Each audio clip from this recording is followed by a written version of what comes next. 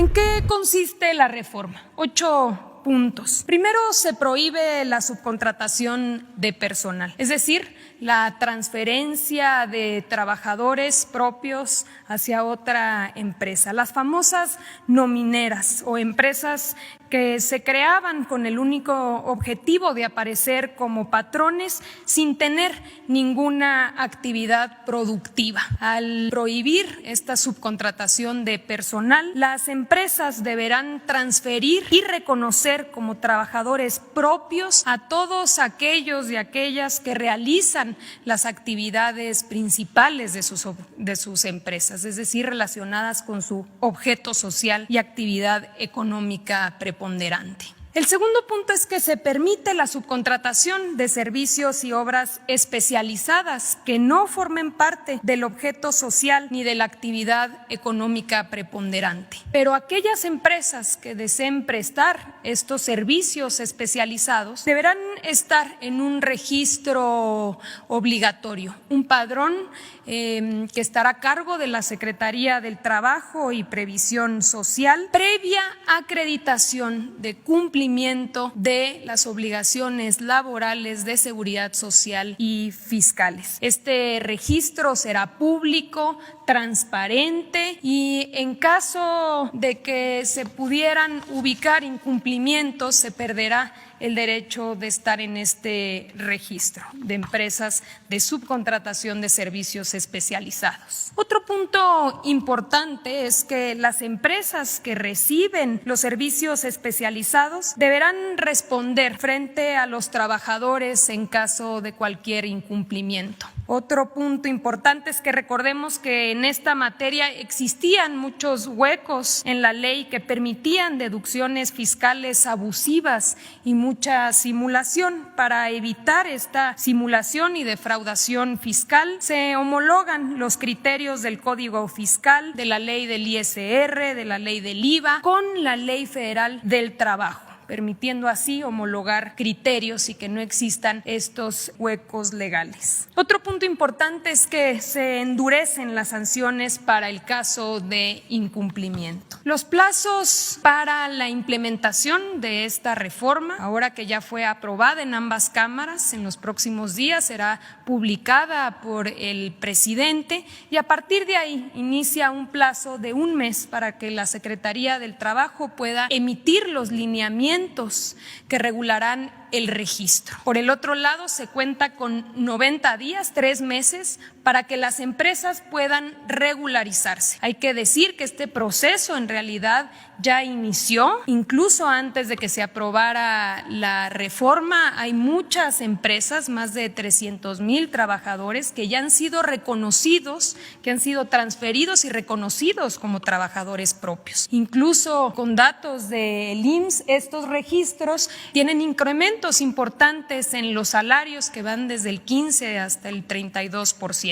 ¿Por qué? Porque ya se están registrando con los salarios reales. Entonces, se tienen 3 meses para hacer este reconocimiento y estas transferencias de trabajadores reconociéndolos como propios. Finalmente, cada 3 años las empresas tendrán que actualizar sus registros en la Secretaría del Trabajo. Como último punto, muy importante, también parte de esta serie de reformas, se reforma la Ley Federal de los trabajadores al servicio del Estado, para que en el gobierno federal ya no exista la subcontratación de personal. Se iniciará un proceso de diagnóstico en las dependencias de la administración pública para regularizar al personal subcontratado. En materia de reparto de utilidades, el reparto de utilidades es un derecho constitucional que establece que las y los trabajadores tienen derecho a parte de las ganancias de las empresas.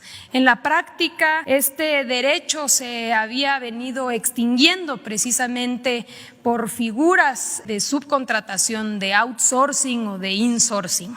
¿Por qué? Porque se creaban, estaban las empresas que generaban las utilidades y habría empresas hermanas que tenían a los trabajadores y que no generaban utilidades y simplemente transferían a los trabajadores. Por tanto, no se repartía estas ganancias. Ahora, una vez publicada la ley y al tener la obligación las empresas de reconocer a los trabajadores, también tendrán la obligación de repartir el 10% de las utilidades para poder generar un modelo que no genere distorsiones y tampoco discrecionalidad.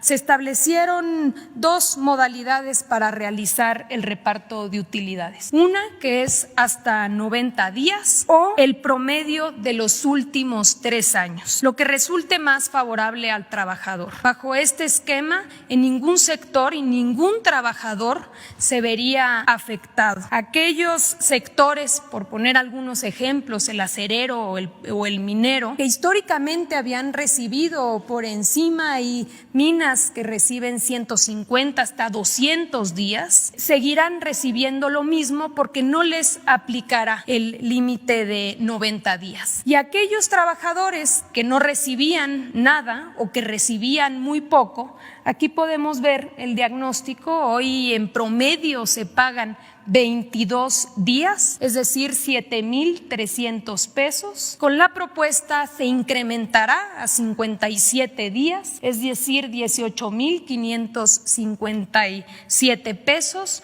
2.6 veces más. Para hablar en específico del sector minero, que precisamente fue una de las preocupaciones que se expresaron en esta conferencia el día de ayer, en la industria minera en promedio, claro que hay minas que por tener mayores utilidades reparten más o menos, pero en promedio se pagan 93 días. Con la propuesta se seguirá pagando los 93 días. Pero hay otros sectores como la industria alimentaria, por poner algunos ejemplos, que hoy en promedio pagan 52 días y que con la propuesta pagarán 86. O la fabricación de maquinaria y equipo, que hoy pagan 60 días en promedio y con la propuesta pagarán en promedio 80 días. Es decir, en todos los sectores se ve un incremento y en aquellos que habían históricamente repartido o recibido mayor utilidad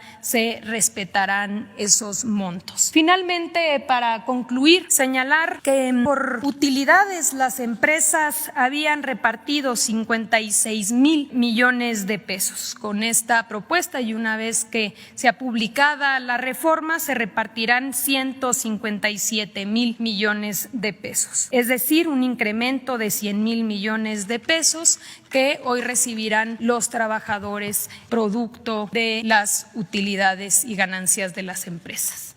Es cuanto, presidente.